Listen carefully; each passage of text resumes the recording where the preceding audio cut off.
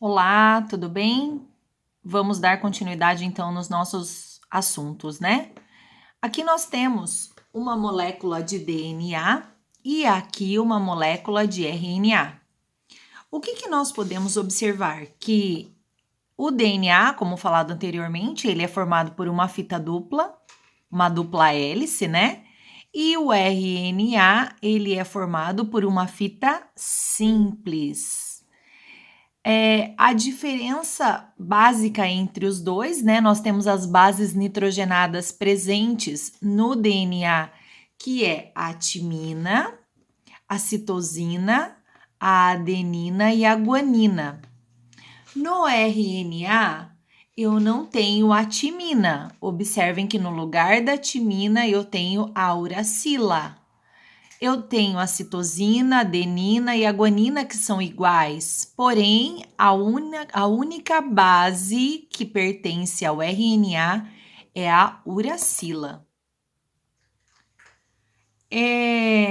No nosso organismo, é importante a gente dizer que quem sempre manda na nossa célula, né, é sempre o DNA. E ele é o general da banda, né?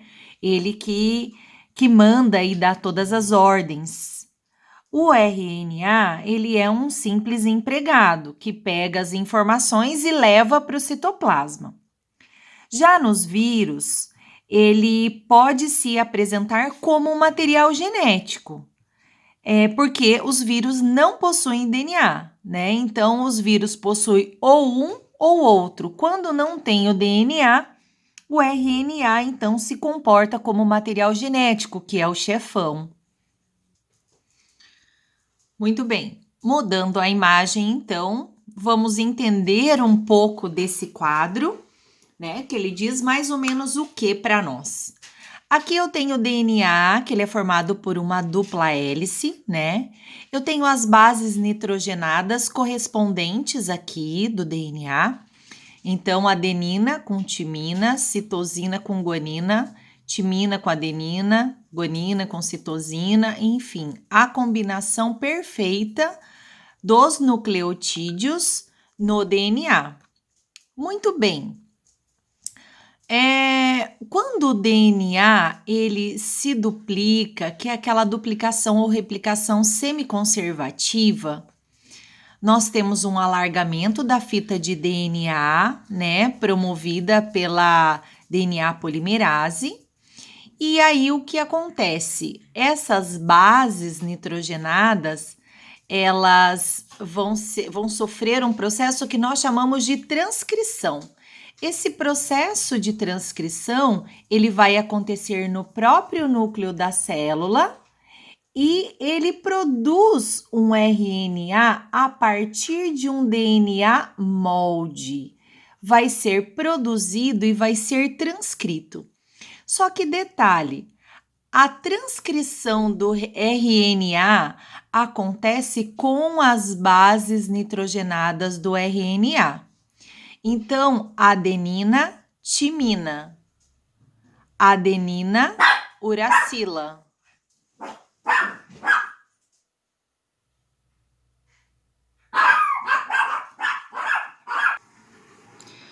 Vamos lá, corrigindo aqui. O sentido, então, é sempre esse, né? Lembra que a gente falou o sentido 5 linha, 3 linha, né? Então, aqui, o RNA mensageiro vai ser formado a partir da fita molde, né? A partir da sequência de nucleotídeos do DNA. Então, aqui embaixo eu tenho uma timina, que é um nucleotídeo. Mesmo sendo no RNA, a timina vai ligar com adenina, né? Aqui a adenina vai se ligar com uracila, citosina, guanina, timina, volta para adenina, adenina, uracila, guanina, citosina, adenina, uracila. Muito bem, isso daqui ocorreu a formação de um RNA mensageiro, que a função do RNA mensageiro é de fazer o quê? O próprio nome diz. Ele é feito a partir do DNA no núcleo da célula, então acontece esse processo de transcrição e aí vai se formar então o RNA, que vai se formar uma longa molécula que vai lá para o citoplasma para dizer qual proteína precisa ser formada de acordo com a necessidade e a solicitação do DNA, ok? Então, aqui tem a imagem, né, de um RNA mensageiro sendo feito a partir das bases do DNA molde, né? Então, a gente tem o processo de transcrição acontecendo.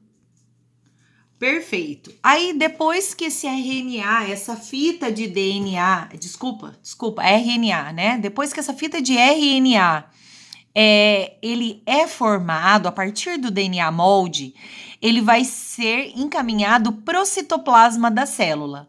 Muito bem, aí eu tenho aqui algumas partes que são chamados de exons e outras partes que são chamados de introns. Como o RNA é uma molécula também longa, ele precisa passar pelos poros do núcleo para chegar lá no citoplasma.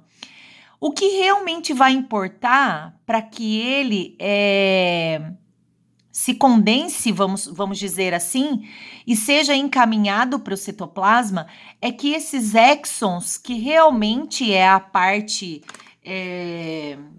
que carrega as informações e a parte que é necessária para ele, esses exons, então, eles vão se unir, tá vendo? Eles vão se unir e vão deixar os introns internamente. Então, para vocês saberem mais, né, assim, terem mais uma dica, ex de externo, de exterior, então vai sair para fora do núcleo. O exon sai para fora do núcleo.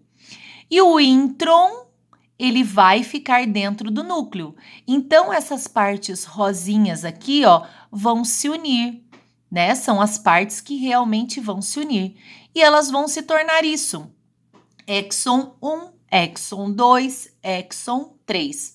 Esse fenômeno nós chamamos de splicing, que seria o quê? Emendar, são emendas que são realizadas e que codificam uma proteína. Se eu trocar essa sequência, vai codificar proteínas diferentes. Porém, a gente não vai falar disso agora, tá?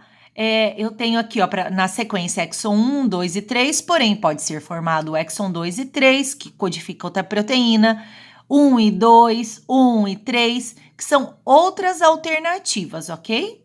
Mas não é o nosso caso aqui. Então, relembrando, intron fica dentro do núcleo e a parte realmente com as bases que vai sair para o citoplasma para passar a informação, né, pelo RNA mensageiro, está contida nos exons.